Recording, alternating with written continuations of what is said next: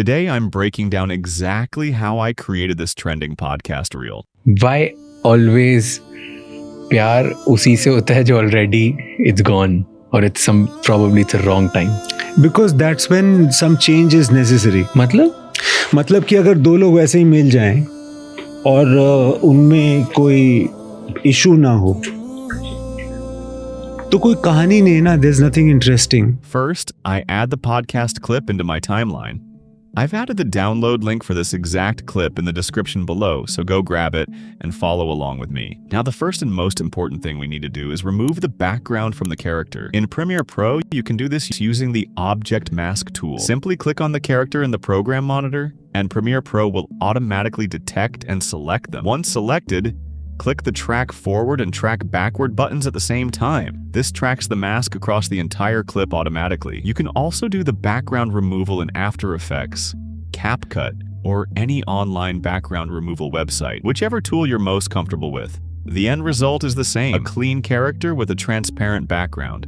Now I create a new vertical sequence, 9:16 format for Reels. I drag and drop the background removed clip into this vertical sequence.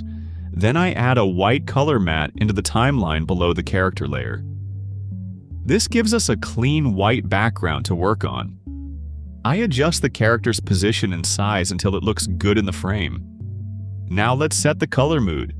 I go to Effects and add the Tint effect to the character layer. In Effect Controls, I change the black color mapping to a dark red or maroon tone.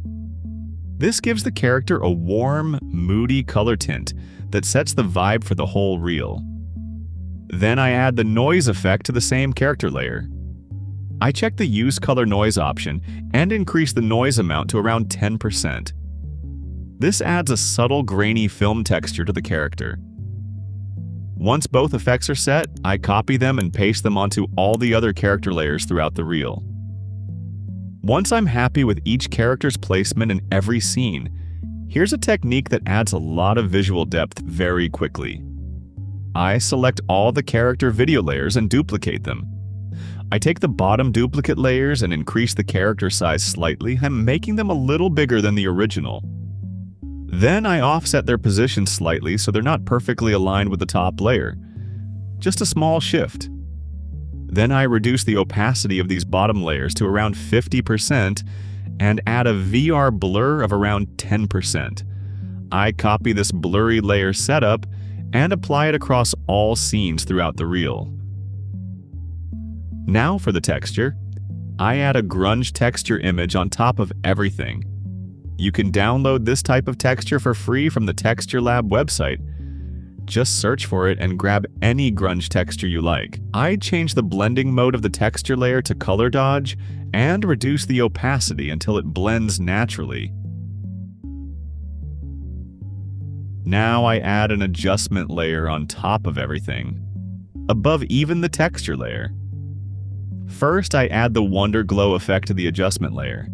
You can tweak the settings to your taste or just match the settings I'm using on screen.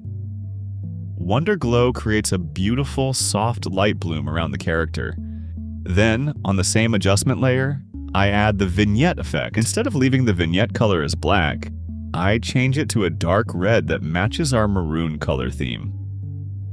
Now is the point where you add your background music. I'm not adding music in this video due to copyright reasons, but choose any track that fits the mood of your podcast clip. Something atmospheric and emotional works best for this style. Now let's add the captions and text. I select the text tool and type my first line. The font I'm using is Helvetica Regular. Clean, simple, very readable. One important thing, make sure your text layer is placed below the adjustment layer, below the texture layer, and below the character layer in the timeline. Now let me show you exactly how I create the word-by-word animation. Where each word appears one at a time from bottom to top, go to Effects and search for Text Animator.